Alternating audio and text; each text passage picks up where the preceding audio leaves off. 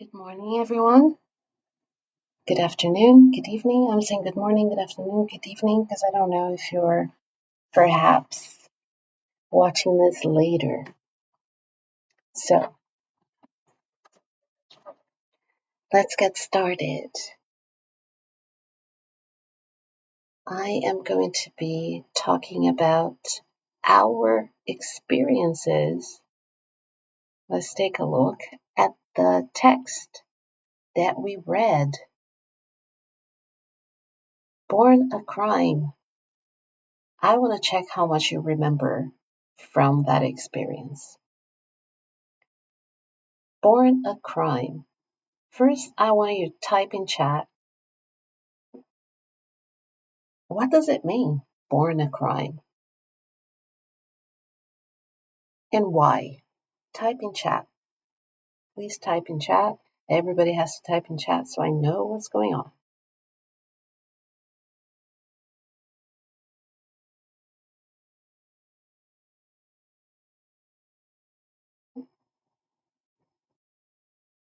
Born a crime. Type in chat who that refers to, what the story is. Tell me all about it. All you remember, anyway.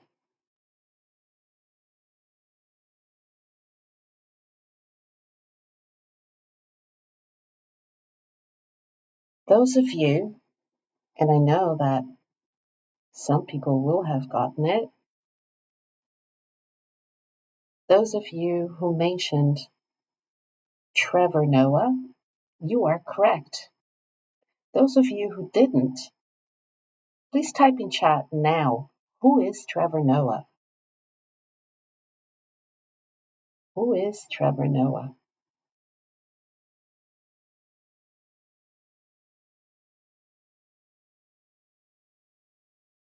Who is Trevor Noah and why?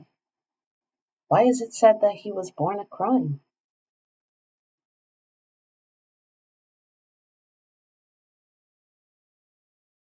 Please type in chat. I only have 30 minutes on Clipchamp videos, so there will be days when you will have part one, YouTube with 30 minutes, and maybe a part two, 15 minutes, maybe. There will be days when we'll be on Teams. There will be days when we'll be interacting in an entirely different way. I'm going to make this work for us as long as I'm here. All right. Those of you who wrote in chat, Trevor Noah was born a crime because he was born at a time when people could not have interracial relationships in South Africa. This was part of a system, a political system that separated Black people from white people. What was that system called? Please write in chat. What was that system called? Political system that separated people by race. What was that system called?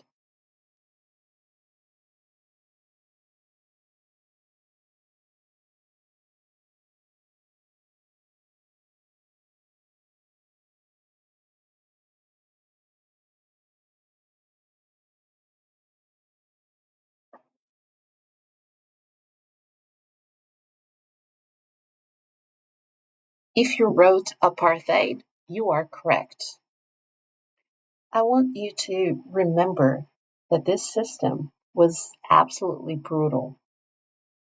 And I know that a lot of people just can't fathom a world in which you cannot have the same rights as other people just because your skin is a different color. Because that's basically what it is, right? You may look at me and look at a white girl right next to me. We both have one nose, one mouth, two ears, two eyes, right? The only difference is the skin color. We are one race, human race. but we come in different shapes, in different sizes. We come in different colors. And that's the beauty of it. But unfortunately, in a lot of parts of history, and let me tell you, I believe that these are the ugliest parts of history. When there was war, especially when it was based on discrimination. It was the absolute worst. So this political system, apartheid, it was a type of segregation.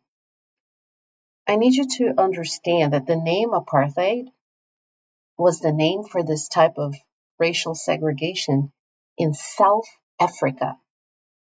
In the United States, there was segregation. It was not called apartheid in the United States. In the United States, it was just called segregation. They had different bathrooms for people of color and different bathrooms for white people. They had different drinking fountains. I want you to type in chat, and I know everybody knows the answer to this because you learned it in junior high. And this I know that you learned because we have talked about it. I want you to write the story of a lady on public transportation that has something to do with segregation. I want you to write really like in just quick sentences. Who was she? What was her name? What did she do? Very quickly, because that's a story of segregation. We can draw parallel between what happened in South Africa and what happened in the United States of America. So what happened in the USA, the US, America, however you want to call that country, what happened there was segregation. It was based on race, so it was very similar, but it was not called apartheid. It was called apartheid in South Africa, what they did over there. Different countries, very similar history patterns for this. So please write down, who was the lady on the bus? What did she do? Why did she become such an icon for Black history? Black History Month, usually the first name that people say is hers. Whenever I say, have you ever studied anything about Black history? People go, they say her name straight away. So by now, you will have written Rosa Parks in chat, and you will have explained in your own words that Rosa Parks decided she was not going to sit at the back of the bus and she was arrested for it.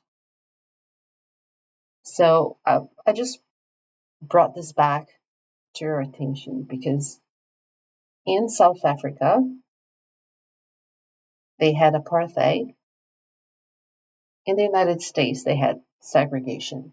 But both of these aspects of history, they're so similar in ways that they dehumanized Black people. But I want you to remember the names of the people that made Black excellence a thing. People that rose above all of that and became something amazing in the world, that did something amazing with their lives and succeeded in more ways than one. So I'd like you to please type in chat who Nelson Mandela was and what he did. I may have already said this morning, but it doesn't matter. This morning, this afternoon, this evening. It's morning, very early in the morning for me. So yeah, the time difference is a whopping 5 hours. So I have to wake up 5 hours earlier than I would. So for me to be up at 8 o'clock a.m., 8 o'clock in the morning in Norway, I have to wake up at 3 o'clock here. So, but I'm still jet lagged, so I'm fine. Yes, Nelson Mandela, and I know that you will have written this in chat by now, was the first Black president in South Africa. He was the first Black president. He was an incredible man that sacrificed a lot. He sacrificed his freedom for a very long time. He was in prison and he came out triumphant and he became the first Black president in South Africa. And he is an icon. I know that I'm on every social media platform except that I only have TikTok and YouTube. They're open. Everything else is private. But across social media, I have seen in the past few years, I'm going to say not just the past few years, but it's been a while that people talk about. When I say Nelson Mandela, people are like, "Oh, the Mandela effect." You know what the Mandela effect is, right? Please type in chat what the Mandela effect is.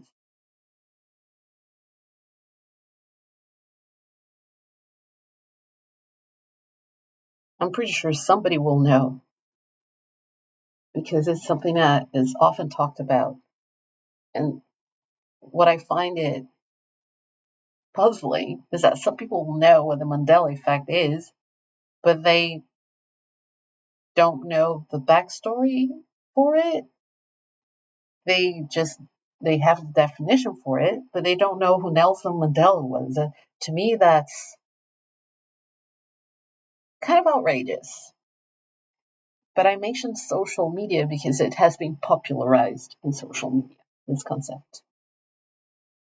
I want you all to know that I am doing my very best to stay in one piece here for you, for my students. My mom, I don't know if you knew that. I know that I often talk about my family, about my life in different countries of this world and how much my parents were paramount to my education. They were so important to my education and the reason why I am an English teacher. My mom was an educator as well.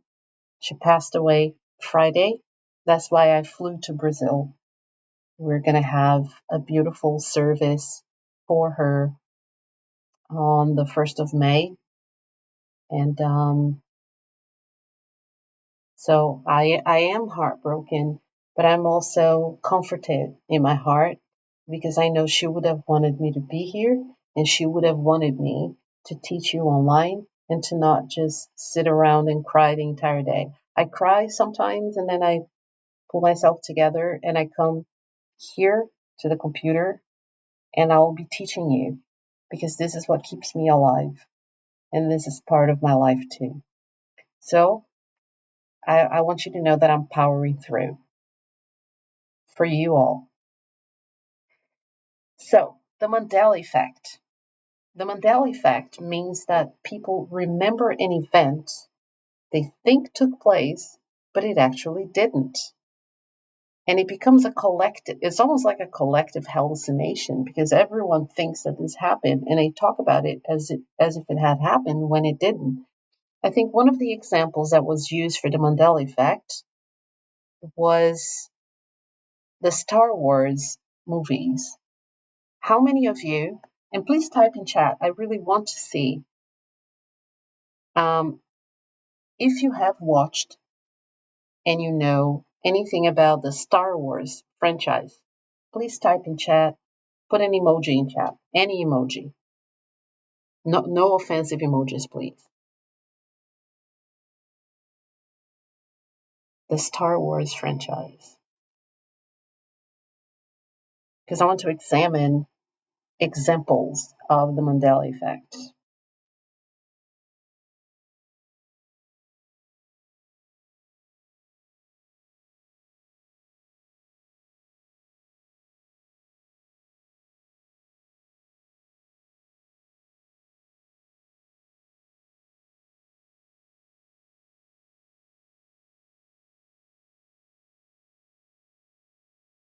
So I see that many people know about it. So let's take a look at something here.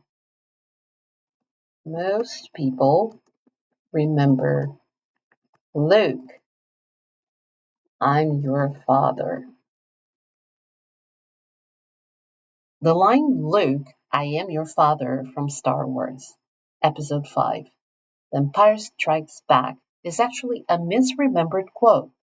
Darth Vader's actual line is, "No, I am your father," in response to Luke accusing him of killing his father. Many people, including the actor James Earl Jones, who voiced Vader, have misremembered the line, leading to the widespread use of the phrase, "Luke, I am your father." So this is a Mandela effect because people remember something that didn't happen. If you watch the movie, he actually said, "No, I am your father." But because it has been popularized and people have heard so much, "Luke, I'm your father," people think that that's what they heard. So the Mandela effect is when you remember something that didn't happen. So you misremember something. But I don't want you to think of the Mandela effect when I say Mandela. When I say Mandela, you say Nelson. Nelson Mandela. You need to think of the first Black president in South Africa and what he represented for his country, the freedom that he gave his country. So please, we're going to discuss a little bit more the aspects that we read about on this text, Citizens SF, which we've been studying. I want you to open your books. I want you to still stay in front of the computer, but I want you to open your books to page 236, Activity 3, Practice. We're going to do this together here online. So I'm going to leave the window open for you to look at. And I hope that you can read what's on the screen. But if you can't, you always have the option to open your book to page 236 and look at the sentences there. You will be writing in the chat box. So you can place your computer in a manner that you have your computer and your book side by side. Make it work. I know you're all very savvy human beings. So we're going to do this as follows. Let's look at the example first. Explain in your own words the meaning of the italicized vocabulary in these sentences. Example: it took centuries to develop, starting all the way back in 1652.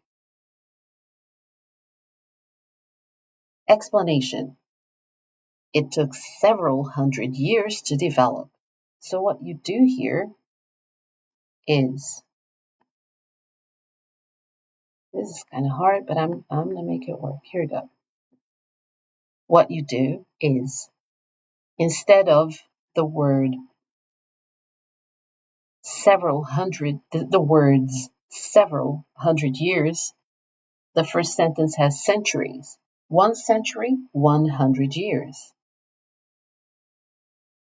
Several centuries, several hundred years. So you will explain the italicized word. You're going to write it in the chat box. Letter A. The British abolished slavery in name, but kept it in practice. The italicized word is abolished. Please type in chat. What does abolished mean in this sentence? Give me a synonym for this word.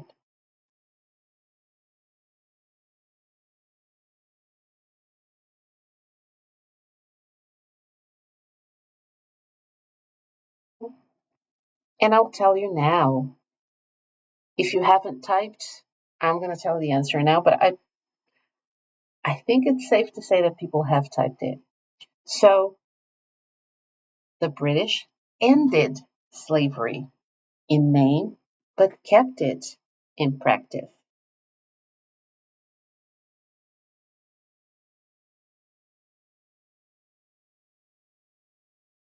So to abolish means to end.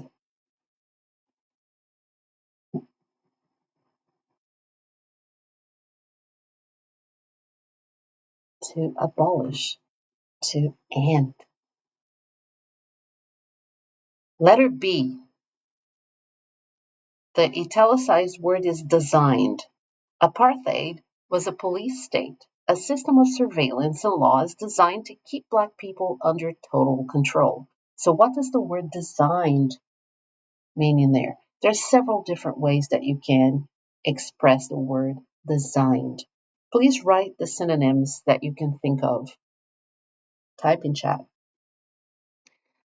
Like I said to you guys, I have to keep checking because Clipchamp only lets you do 30-minute videos.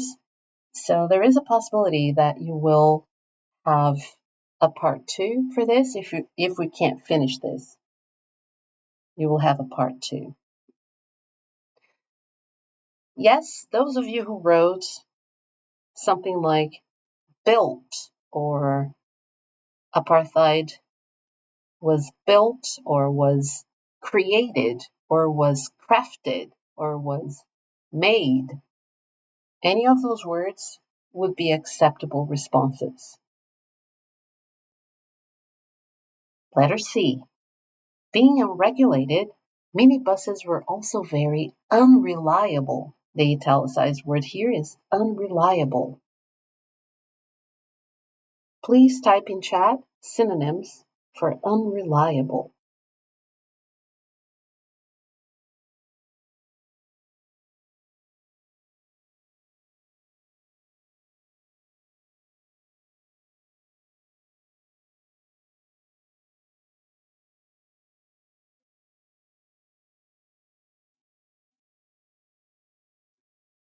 Type in chat.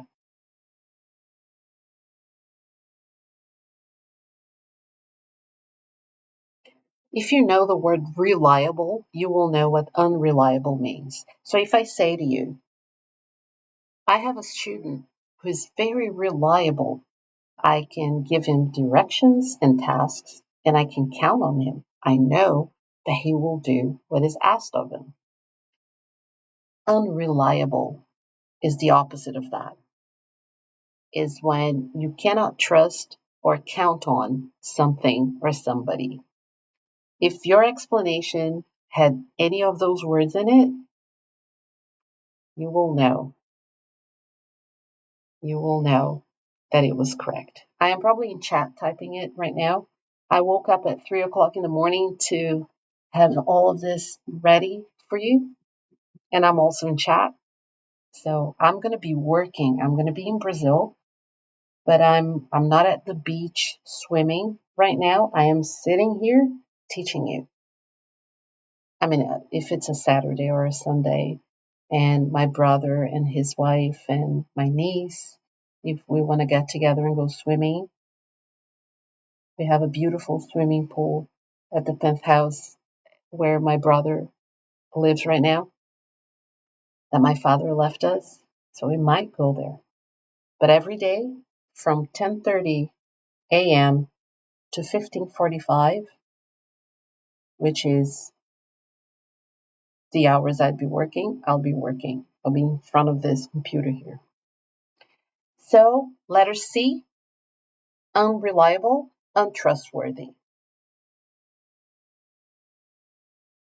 Standing outside Rosebank Union, I was literally falling asleep on my feet.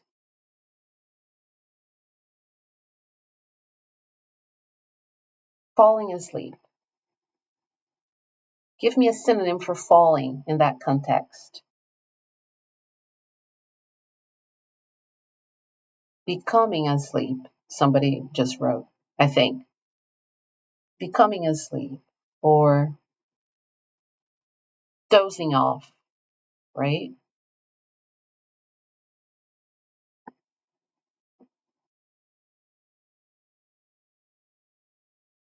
So if you wrote dozing off or becoming asleep, that is correct. Letter E, the stereotypes of Zulu and Xhosa, I might be butchering it, women were as ingrained as those of the men. Please explain what stereotypes are. Please explain that. Type in chat. Stereotypes. What are they?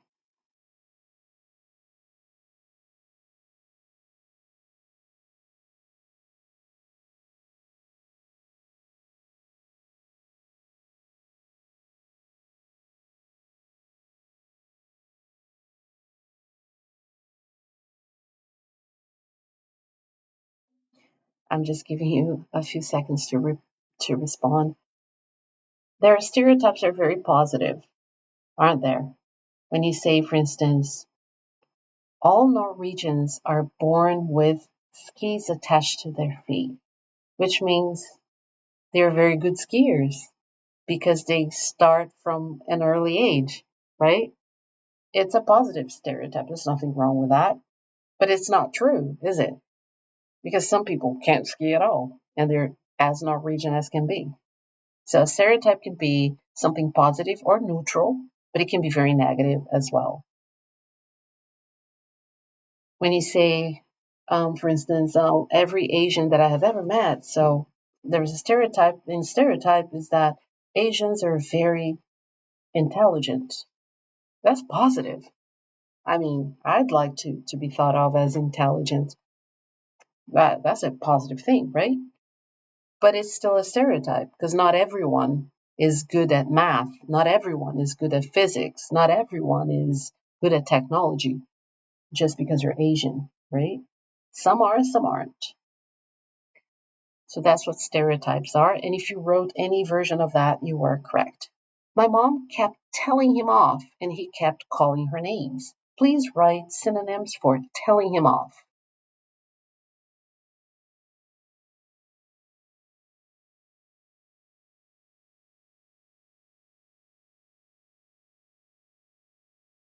Telling him off, if you wrote anything similar to shouting at him, yelling at him, or cussing at him, all of those are good explanations.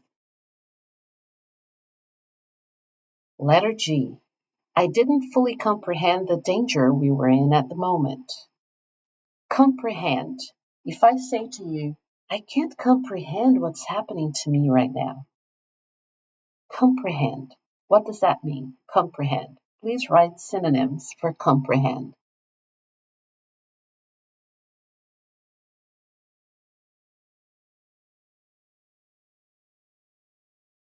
Yes, understand is a very good synonym for comprehend. Those of you that wrote anything along those lines, you are correct. Letter I. It was an animal instinct. No, it was animal instinct. Animal instinct. Learned in a world where violence was always lurking and waiting to erupt. Lurking and waiting to erupt. I kind of gave it a little bit away with how I did the actions. Please write your interpretation of it, and in chat, I will tell you if it's correct.